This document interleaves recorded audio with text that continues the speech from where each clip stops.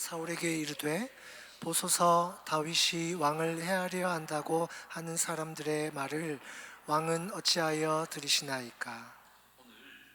여호와께서 불에서 왕을 내 손에 넘기신 것을 왕이 아셨을 것입니다. 어떤 사람이 나를 권하여 왕을 죽이라 하였으나 내가 왕을 아껴 말하기를 나는 내 손을 들어 내 주를 해하지 아니하리니 그는 여호와의 기름 부음 받은 자이기 때문이라 하였나이다. 내 아버지여 보소서, 내 손에 있는 왕의 옷자락을 보소서. 내가 왕을 죽이지 아니하고 겉옷자락만 베었은즉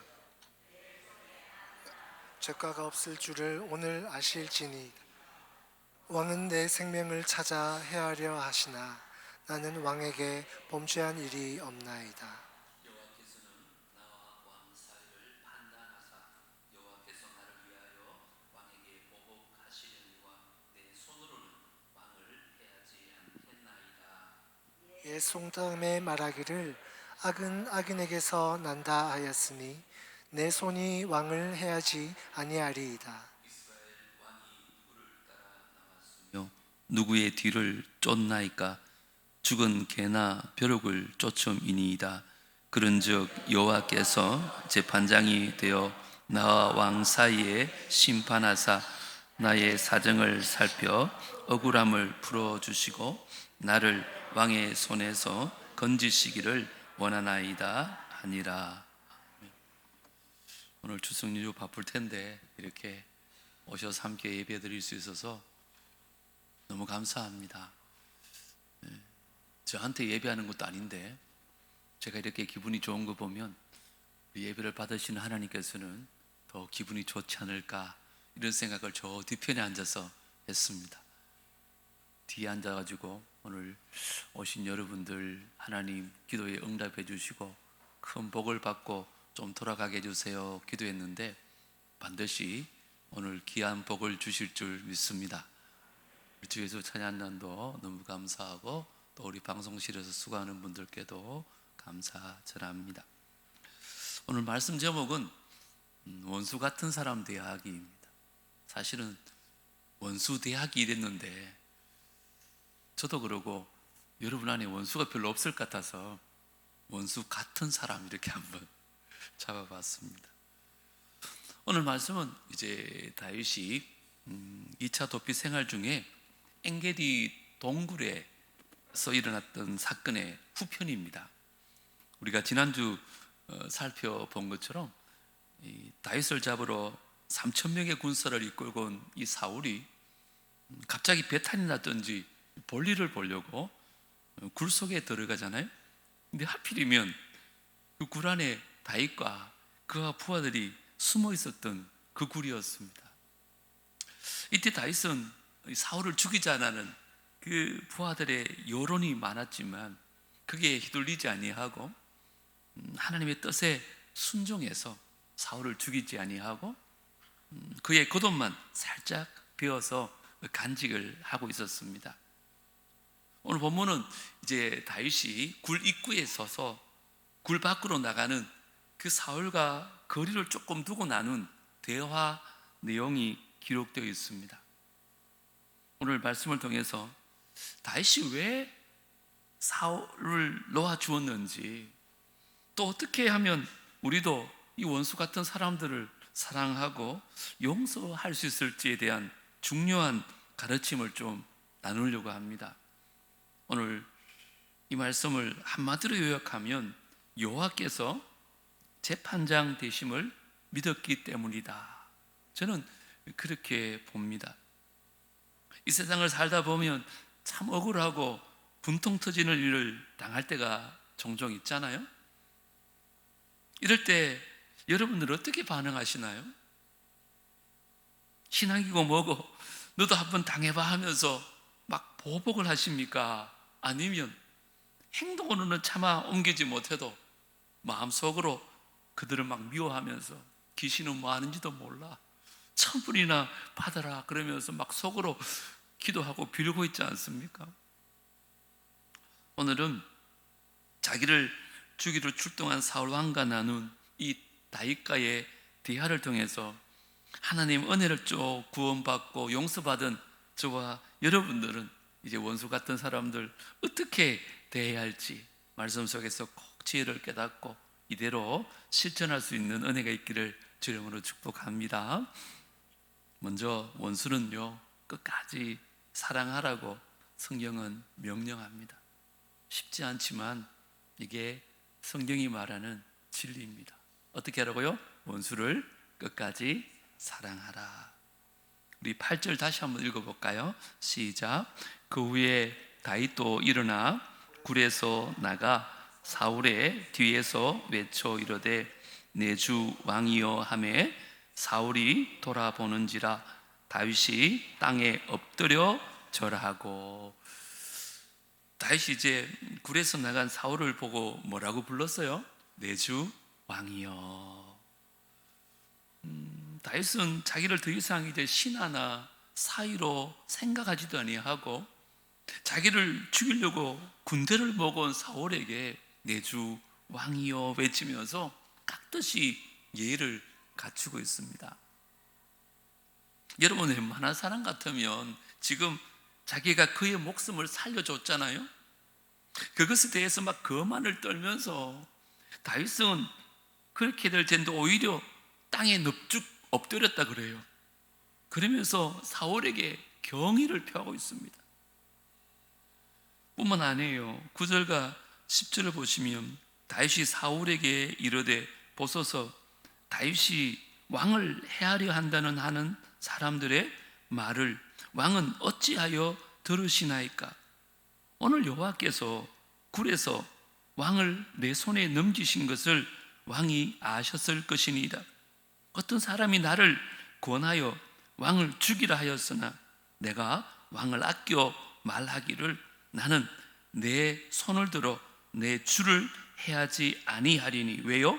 그는 여호와의 기름 부음을 받은 자이기 때문이라 하였나이다. 제가 왕을 죽이려고 한다는 게 모함하는 사람들의 말을 듣지 마시고 그 사람들의 말에 넘어가지 마세요. 만약 제가 정말 당신을 죽일 마음이 있었더라면 오늘 같은 절호의 기회가 어디 있겠습니까?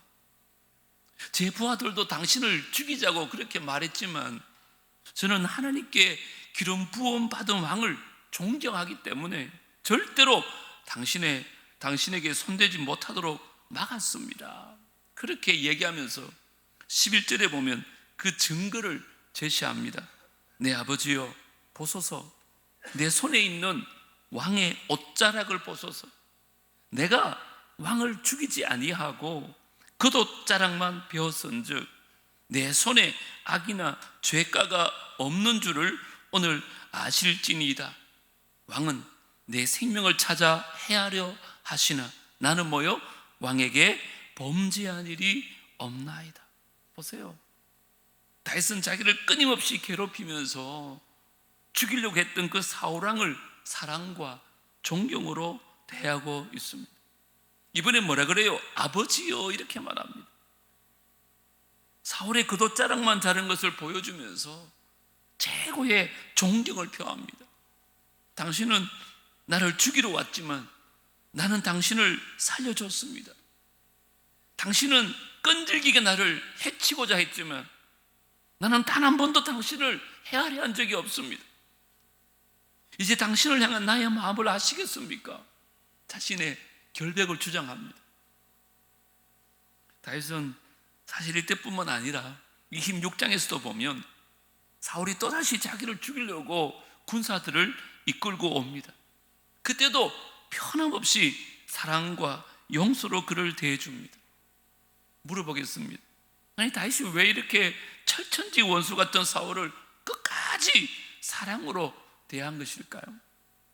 제가 서두에서 말씀드린 것처럼 그 이유는 다윗은 하나님의 주권을 철저하게 믿었기 때문에 그렇습니다. 아까 읽은 10절도 보시면 다윗이요 사울이 엔게디굴로 들어온 것을 뭐라고 표현하냐면 여호와께서 베푸신 일이다 이렇게 말합니다. 우연이 아니라 하나님의 섭리로 이렇게 되었다는 거예요. 그는 비단 이 사건뿐만 아니라 이 세상의 모든 일들이 하나님의 주권과 섭리 아래 이루어지고 있음을 믿고 있었어요. 그래서 사울이 어떤 행동을 하더라도 자기 자신은 그 하나님의 뜻에 합당한 삶을 살겠다고 헌신한 것이죠. 여러분, 이 세상에 우연이 있을까요? 없을까요? 없습니다. 사람의 눈에는 우연처럼 보일 수는 있지만 그 배후에는 반드시 하나님의 섭리가 있는 줄 믿습니다. 사울은 이 하나님의 주권 사상을 망각했기 때문에 내가 잘나서 이 자리에 온 것이라고, 내가 열심히 살았기 때문에 이 자리에 온 것이라고 그렇게 착각하면서 자기 마음대로 행하다가 멸망당하고 만 거예요. 여러분, 다윗은 그러지 않았습니다. 모든 것이 하나님의 다스림 안에 있다는 것을 믿었기 때문에 그 하나님께서 공의로 심판하실 것을 굳게 믿고 자신의 본분인 하는 거, 원수를 사랑하는 일에만 열심을 다한 것입니다. 여러분 어떠세요? 원수를 끝까지 사랑하라 말씀 들으면 어떤 생각이 드십니까? 아유, 목사님 또 그 얘기 하시네. 아니, 원수에게 무조건 사랑만 해주면 정의는 어떻게 실현되는 겁니까? 악한 일을 했으면 심판을 받아야 되는 건 맞지 않습니까? 이렇게 생각하는 분들 계실 것입니다. 맞습니다, 여러분. 죄를 지었으면 벌을 받아야지요. 그런데 그 악인을 심판하는 분이 저와 여러분이 아니라 바로 하나님이시라는 것입니다. 우리는 사랑하는 일만 맡겨주셨고 심판하고 보복하는 일은 하나님이 하신다는 거예요. 따라합니다. 심판은 하나님께 맡기라. 꼭 기억하십시오. 제가 그냥 무조건 사랑해주고 덮어주러 가는 말씀이 아니에요. 나는 내가 할 일을 할 때 심판은 누가 하신다고요? 하나님이 하시는 거예요. 성경은 수도 없이 그렇게 얘기하는데도 불구하고 우리가 자꾸 심판하려고 그러는 거예요. 여러분 12절 다시 한번 읽어보겠습니다. 시작. 여호와께서는 나와 왕 사이를 판단하사 여호와께서 나를 위하여 왕에게 뭐 한다고요? 보복하시려니와 내 손으로는 왕을 해하지 않겠나이다. 여러분, 원수를 끝까지 사랑한 게 맞나요? 틀렸나요? 맞습니다. 그런데 여러분, 사랑의 정의가 뭘까요? 그 사람이 원하는 것을 다 해주는 게 사랑일까요? 아니면 그 사람이 필요한 것을 해주는 게 사랑일까요? 전자입니까? 후자입니까? 후자입니다. 그냥 막 물고 빨고 예뻐해 주는 것만이 사랑이 아니에요. 그 사람이 필요한 것을 주는 게 사랑입니다. 오늘 본문도 잘 보세요. 다윗은요, 그 사울왕에게 절하면서 경의를 표하는 것에 그치는 것이 아니라 사울왕이 꼭 들어야 할 말을 지금 중요한 진리를 선포하고 있잖아요. 뭐라 그랬어요? 여호와께서 판단하시고 반드시 보복하실 것이다. 하지만 나는 당신에게 해를 하지 않겠다. 하나님은요, 악인에게 무조건 오셔야 하냐 하시는 분이 절대 아닙니다. 하나님 공의 하나님이시기 때문에 반드시 죄악을 판단하시고 보복하심으로 말미암아 그들이 정신 차리고 회개하기를 원하고 계시는 거예요. 우리는 제한된 정보를 가지고 판단하기 때문에 여러분 잘못된 판단할 때가 많습니다. 눈으로 똑똑히 봤습니다. 여러분 눈으로 본 게 전부가 아니에요. 하지만 하나님의 판단은 언제나 공평하고 공정한 줄 믿습니다. 하나님은 전지전능하시기 때문에 다 알고 계세요. 그래서 하나님은 한 사람도 억울함으로 호소하는 일이 없도록 공정하게 판단하시는 거죠. 비록 우리 생각에 이 땅에서 하나님의 공의로운 판단을 보지 못한다 할지라도 성경은 말합니다. 마지막 심판의 날에 하나님께서 반드시 행한 대로 갚겠다고 말씀하셨어요. 갈라디아서 6장 7절 8절 한번 보십시오. 스스로 속이지 말라. 하나님은 업심여김을 받지 아니하시나니 사람이 무엇으로 심든지 그대로 거두리라.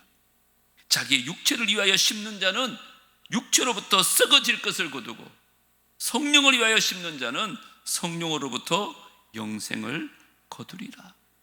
반드시 심은 대로 거두게 되어 있습니다. 이게 하나님의 방법입니다. 다윗은 이 하나님이 선악간에 공의롭게 판단하시고 보복하실 것을 굳게 믿었기 때문에 자기 손으로는 절대 사울왕을 판단하거나 보복하지 않겠다고 결심하는 거예요. 저는 여러분에게도 이런 은혜가 있기를 주님을 축복합니다. 여러분 13절 14절에 보세요. 옛 속담이 말하기를 악은 악인에게서 난다 하였으니 내 손이 왕을 해하지 아니하리이다. 이스라엘 왕이 누구를 따라 나왔으며 누구의 뒤를 쫓나이까? 죽은 개나 벼룩 쫓음이니이다. 다윗은 자신이요 하나님의 주권을 무시하고 마음대로 행하는 악인이 아니기 때문에 사울왕을 해하는 악행을 저지르지 않겠다 이렇게 얘기하는 거죠. 그러면서 자기를 뭐라고 표현해요? 죽은 개나 벼룩이라고 말합니다. 그만큼 겸손하게 사울왕을 높여주는 거예요. 그의 노를 달래는 거죠. 여러분 이스라엘 사람들에게 개라고 하는 건요 요즘 우리가 생각하는 애완견이 아닙니다. 이방인들을 비난하고 멸시하는 아주 모욕적인 단어가 개예요. 그것도 자기를 죽은 개라 그럽니다. 자기가 그런 존재라는 거예요. 이런 비천한 존재를 위해서 당신은 그렇게 쫓아다닙니까? 그러면서 다시 한번 15절에 믿음을 선포합니다. 우리 같이 한번 읽겠습니다. 시작. 그런즉 여호와께서 재판장이 되어 나와 왕 사이에 심판하사 나의 사정을 살펴 억울함을 풀어주시고 나를 왕의 손에서 건지시기를 원하나이다 하니라. 아멘. 다윗은 지금 뭘 믿었던 거예요? 하나님께서 그와 사울 사이에 뭐가 되어서 재판장이 되어서 모든 것을 공정하게 심판하시고 자기의 억울함도 풀어주시고 그를 건져주실 것을 굳게 믿고 있었어요. 자기가 사울을 보복하려고 하는 유혹을 물리치고는 그를 끝까지 그 사람들은 살아갈 수 있었던 것이 바로 하나님의 재판장 되심을 믿었던 거예요. 여러분들도 여러분의 재판장이 하나님이심을 믿으십니까? 그걸 믿으셔야 돼요. 그러면 왜 여러분이 남을 보복하고 판단하려고 하십니까? 아이고 목사님 저는요 원수 같은 사람도 없고요 보복하려는 마음도 없는데 저랑은 별로 상관이 없는 말 같습니다. 물론 그럴 수 있죠. 근데 저도 마찬가지고 가만히 생각해 보면요 거의 모든 사람들은 자기에게 상처를 준 사람에게 보복하는 삶을 살고 있는 것 같아요. 물론 그 사람이 인생을 막 파괴하는 적극적이고 잔인한 복수는 아닐지라도 소극적이고 소심한 복수를 하고 산다는 거예요. 예를 들어 볼까요? 그것은 무엇을 함으로 복수하는 게 아니에요. 무엇을 안 함으로 복수하는 거예요. 예를 들어 교회에서 누가 나한테 소원한 말을 했어요. 그러면 뭐라 그래요? 그래? 나 그 교회 안 가. 그러면서 그 사람과 그 교회에 소심한 복수를 하는 거죠. 주위에 마음에 들지 않는 사람이 있어요. 그 사람이 이것 좀 합시다 그러면 비협조적으로 나오면서 쪼잔한 복수를 하는 거죠. 직장에서 마음에 들지 않는 상사가 뭘 시키면 열심히 안 하는 거 일부러 일이 펑크나게 하는 거예요. 이게 하나의 복수죠. 저 사람이 나에게 잘 안 한다고 해서 나도 그 사람에게 인사도 안 하고 고개 팩 돌리고, 여러분, 이건 원수 갚는 일이에요. 우리는 원수하고 막 갚고 복수하는 것을 대단한 것으로 생각하지만 여러분, 별거 아닙니다. 이렇게 보면 저와 여러분, 우리 안에 이런 소심한 복수를 다 하고 있지 않아요? 그러면 저와 여러분은 사울왕이에요.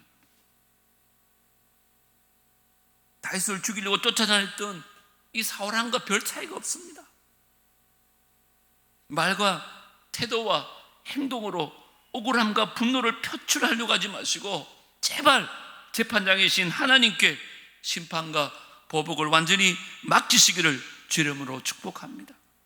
그리고 여러분은 그냥 반갑게 인사하세요. 원수일수록 더 사랑해 주세요.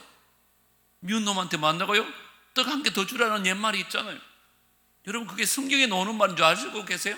성경에 나온다니까요. 로마서 12장 19절 20절 보세요. 내 사랑하는 자들아, 내가 친히 원수를 갚지 말고 하나님의 진노하심 뭐요? 맡기라. 왜요? 기록되었을 때 원수 갚는 것이 내게 있으니, 하나님께 있으니 내가 갚으리라고 주께서 말씀하시니라. 이 원수가 줄이거든 어떻게 하라고요? 먹이고, 목마르거든요 마시게 해라. 그리함으로 내가 숯불을 그 머리에 사 놓으리라. 숯불을 머리 넘어 얼굴에 확 끈하거든요. 아이고, 저 사람이 왜 나에게 이러지? 원수 갚는 것은 하나님의 일이라는 거예요. 그런데 그것을 하나님께 맡기지 아니하고 내가 막 분노를 표출하려고 하면 우리가요, 하나님을 아웃시키는 거예요. 하나님을 퇴장시켜 버리는 거라니까요. 그리고 동시에 내가 하나님이 되려고 하는 것이에요. 이처럼 교만하고 이처럼 엄청난 죄악이 여러분 사실 어디 있겠습니까? 내가 남을 미워하고 크든 작든 보복하고 원수 갚으려고 하는 것은요, 내가 하나님이 되려고 한 사탄과 별반 다름이 없습니다. 하나님 자리에 내가 앉는 거예요. 하나님은 이 자리에서 좀 물러나 주세요. 내가 알아서 하겠습니다.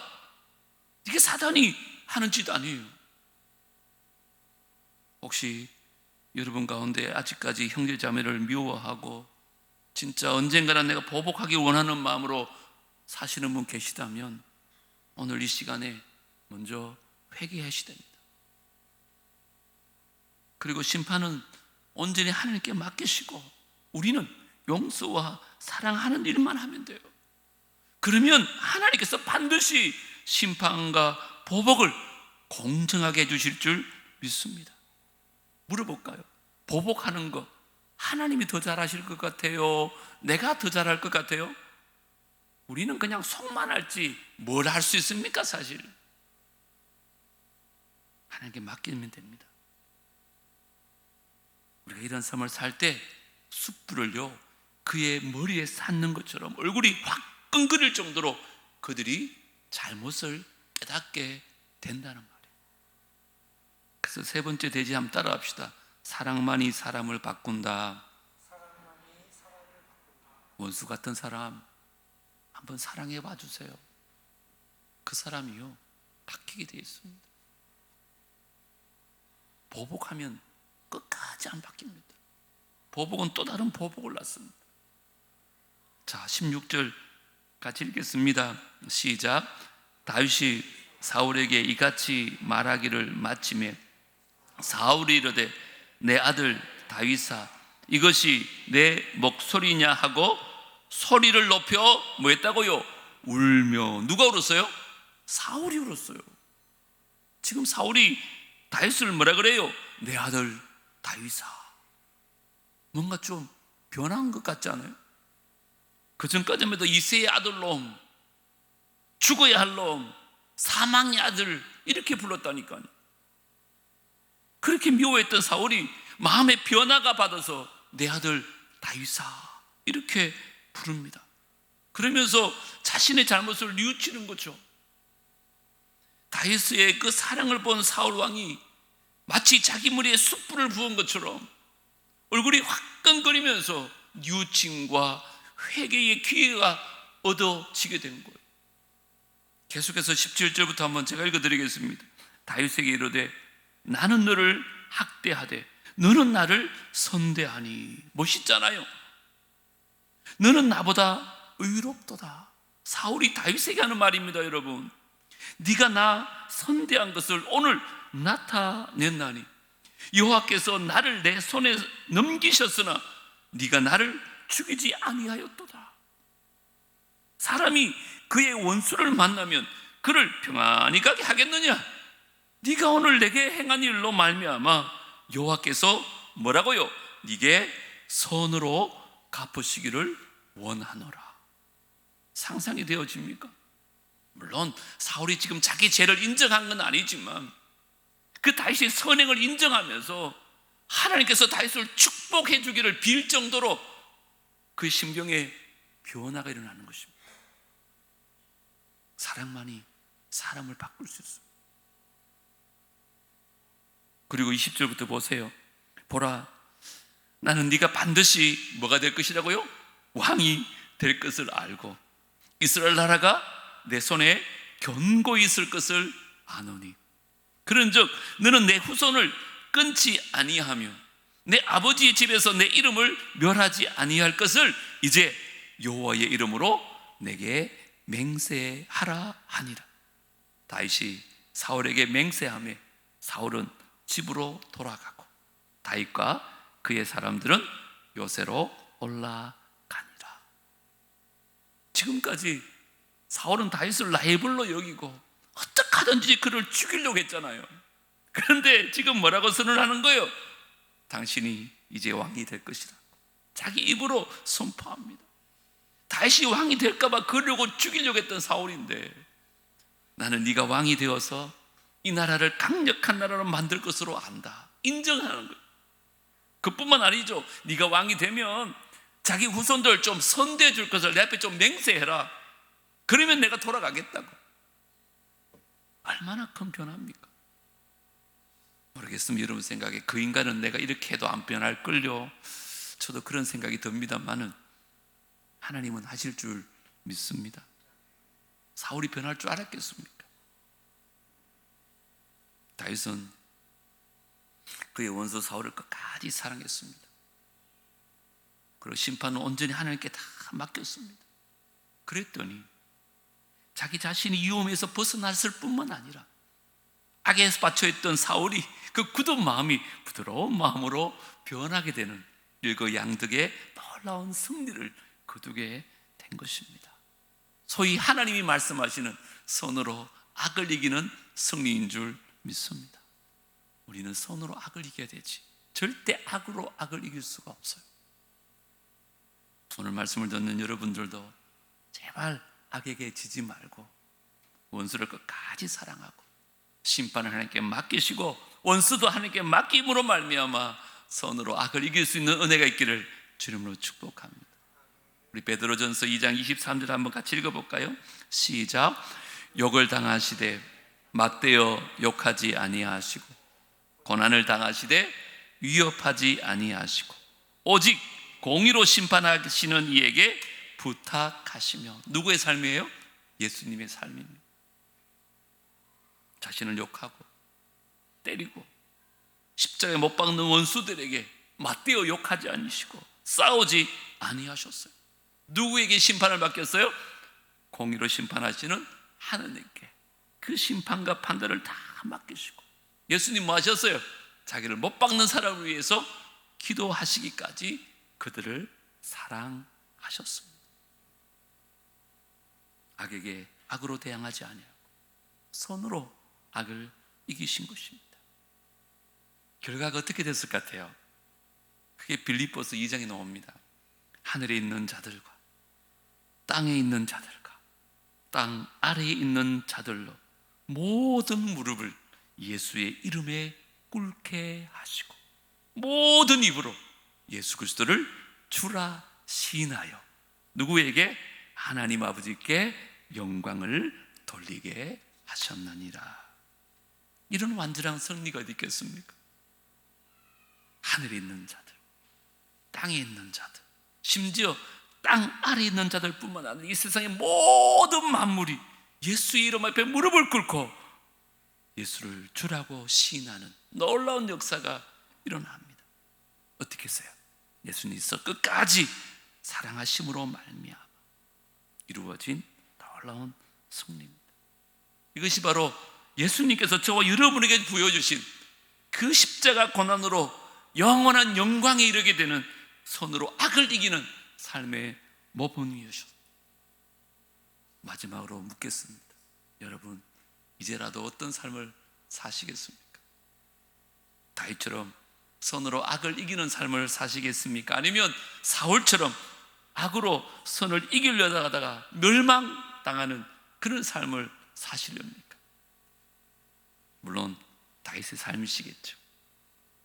그렇다면 예수님의 발자취를 따라서 정말 우리 신앙의 순도 다윗처럼 오늘 세 가지 꼭 기억하십시오.